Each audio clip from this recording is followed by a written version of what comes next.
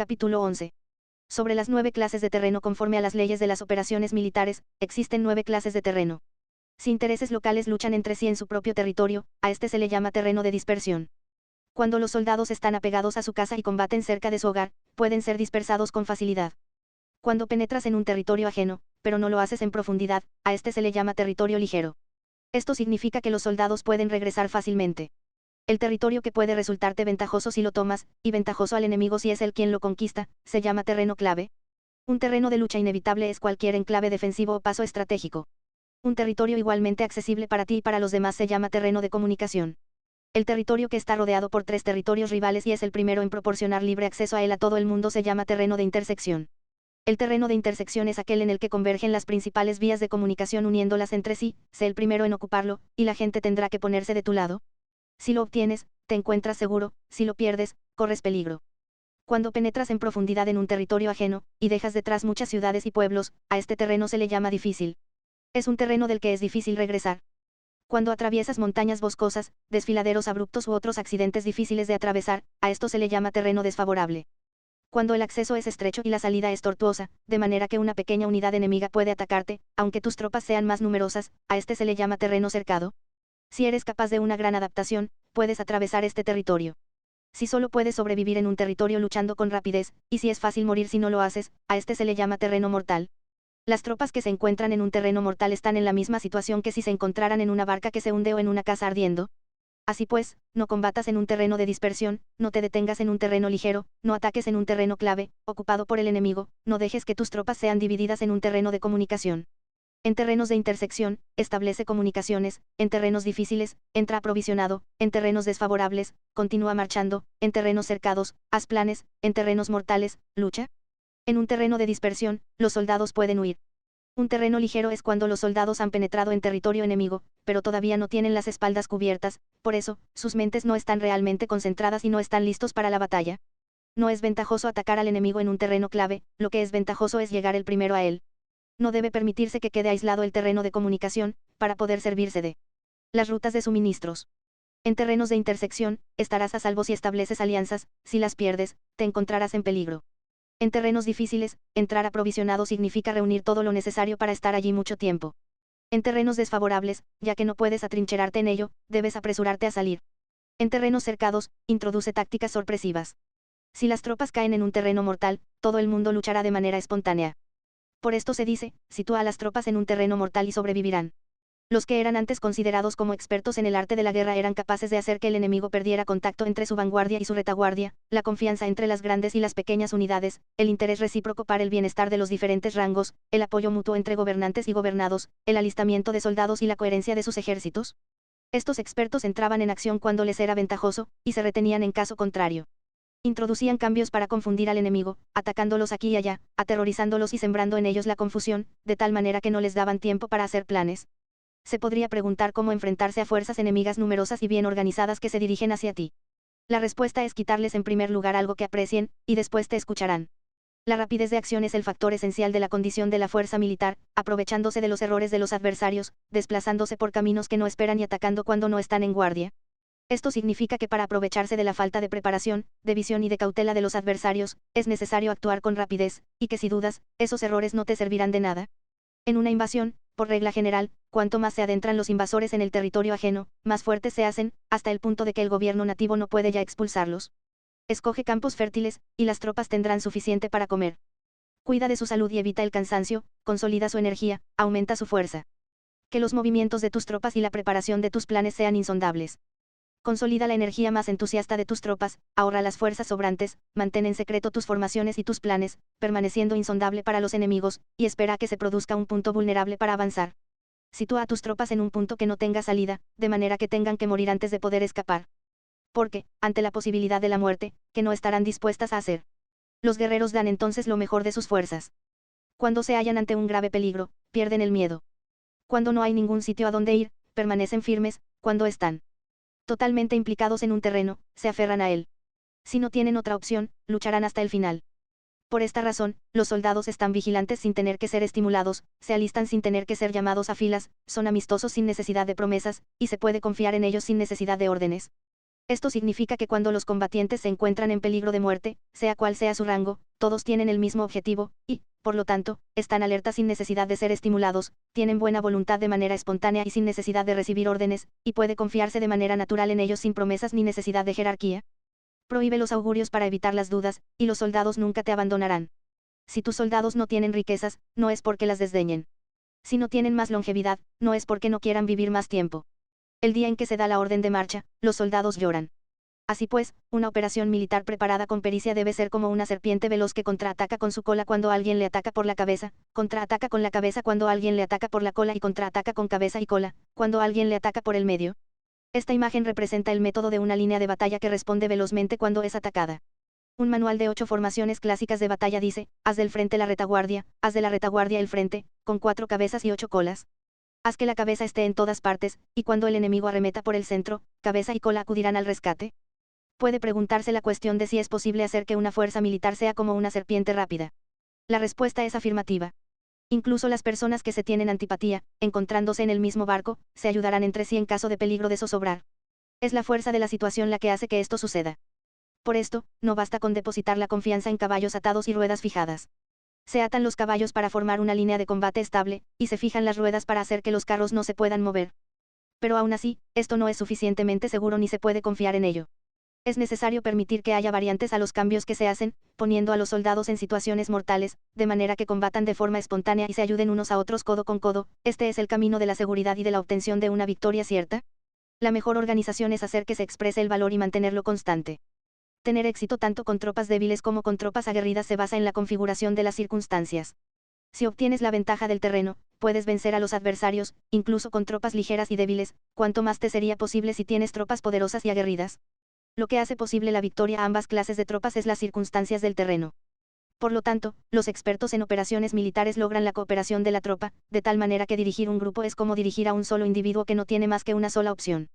Corresponde al general ser tranquilo, reservado, justo y metódico. Sus planes son tranquilos y absolutamente secretos para que nadie pueda descubrirlos. Su mando es justo y metódico, así que nadie se atreve a tomarlo a la ligera. Puede mantener a sus soldados sin información y en completa ignorancia de sus planes. Cambia sus acciones y revisa sus planes, de manera que nadie pueda reconocerlos. Cambia de lugar su emplazamiento y se desplaza por caminos sinuosos, de manera que nadie pueda anticiparse.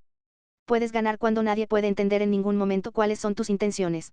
Dice un gran hombre: el principal engaño que se valora en las operaciones militares no se dirige solo a los enemigos, sino que empieza por las propias tropas, para hacer que le sigan a uno sin saber a dónde van. Cuando un general fija una meta a sus tropas, es como el que sube a un lugar elevado y después retira la escalera. Cuando un general se adentra muy en el interior del territorio enemigo, está poniendo a prueba todo su potencial. Ha hecho quemar las naves a sus tropas y destruir sus casas, así las conduce como un rebaño y todos ignoran hacia dónde se encaminan. Incumbe a los generales reunir a los ejércitos y ponerlos en situaciones peligrosas. También han de examinar las adaptaciones a los diferentes terrenos, las ventajas de concentrarse o dispersarse, y las pautas de los sentimientos y situaciones humanas. Cuando se habla de ventajas y de desventajas de la concentración y de la dispersión, quiere decir que las pautas de los comportamientos humanos cambian según los diferentes tipos de terreno. En general, la pauta general de los invasores es unirse cuando están en el corazón del territorio enemigo, pero tienden a dispersarse cuando están en las franjas fronterizas. Cuando dejas tu territorio y atraviesas la frontera en una operación militar, te hallas en un terreno aislado.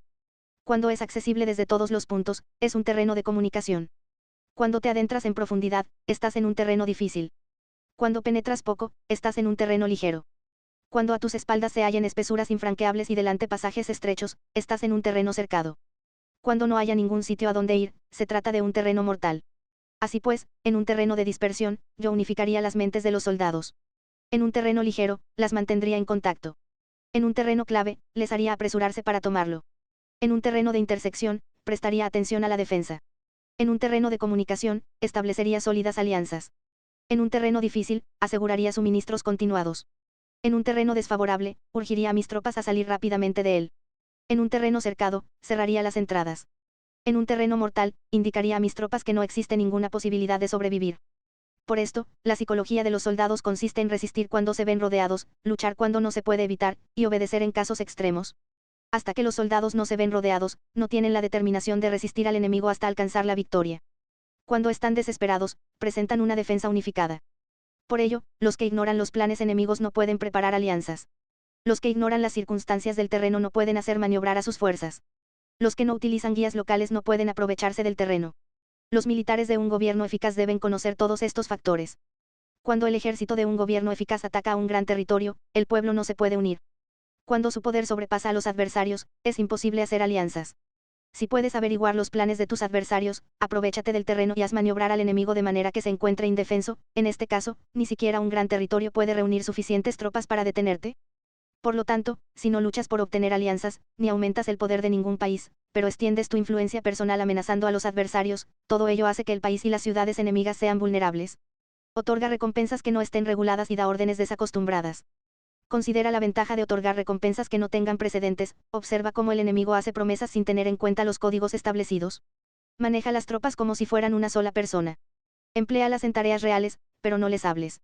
Motívalas con recompensas, pero no les comentes los perjuicios posibles. Emplea a tus soldados solo en combatir, sin comunicarles tu estrategia. Déjales conocer los beneficios que les esperan, pero no les hables de los daños potenciales. Si la verdad se filtra, tu estrategia puede hundirse. Si los soldados empiezan a preocuparse, se volverán vacilantes y temerosos. Colócalos en una situación de posible exterminio, y entonces lucharán para vivir.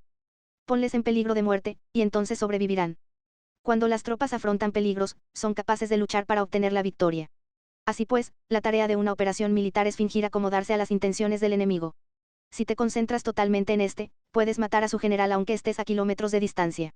A esto se llama cumplir el objetivo con pericia. Al principio te acomodas a sus intenciones, después matas a sus generales, esta es la pericia en el cumplimiento del objetivo.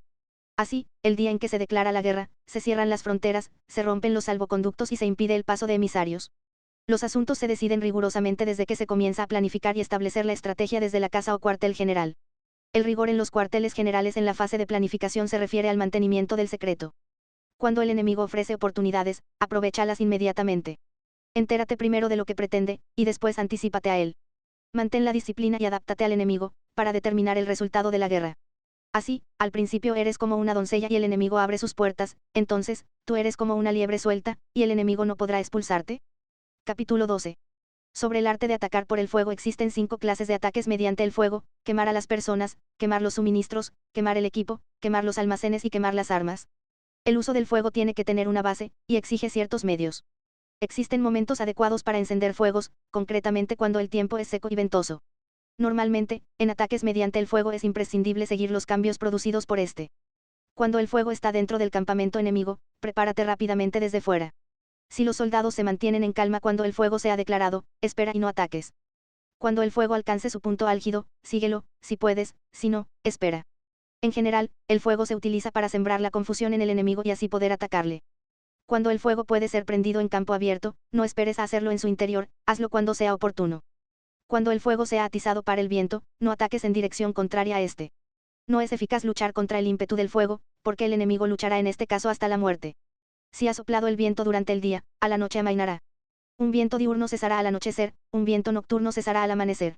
Los ejércitos han de saber que existen variantes de las 5 clases de ataques mediante el fuego, y adaptarse a estas de manera racional. No basta saber cómo atacar a los demás con el fuego, es necesario saber cómo impedir que los demás te ataquen a ti. Así pues, la utilización del fuego para apoyar un ataque significa claridad, y la utilización del agua para apoyar un ataque significa fuerza. El agua puede incomunicar, pero no puede arrasar. El agua puede utilizarse para dividir a un ejército enemigo, de manera que su fuerza se desuna y la tuya se fortalezca. Ganar combatiendo o llevar a cabo un asedio victorioso sin recompensar a los que han hecho méritos trae mala fortuna y se hace merecedor de ser llamado avaro. Por eso se dice que un gobierno esclarecido lo tiene en cuenta y que un buen mando militar recompensa el mérito. No moviliza a sus tropas cuando no hay ventajas que obtener, ni actúa cuando no hay nada que ganar, ni luchan cuando no existe peligro. Las armas son instrumentos de mal augurio, y la guerra es un asunto peligroso. Es indispensable impedir una derrota desastrosa, y por lo tanto, no vale la pena movilizar un ejército por razones insignificantes. Las armas solo deben utilizarse cuando no existe otro remedio. Un gobierno no debe movilizar un ejército por ira, y los jefes militares no deben provocar la guerra por cólera. Actúa cuando sea beneficioso, en caso contrario, desiste. La ira puede convertirse en alegría, y la cólera puede convertirse en placer, pero un pueblo destruido no puede hacérsele renacer, y la muerte no puede convertirse en vida. En consecuencia, un gobierno esclarecido presta atención a todo esto, y un buen mando militar lo tiene en cuenta. Esta es la manera de mantener a la nación a salvo y de conservar intacto a su ejército.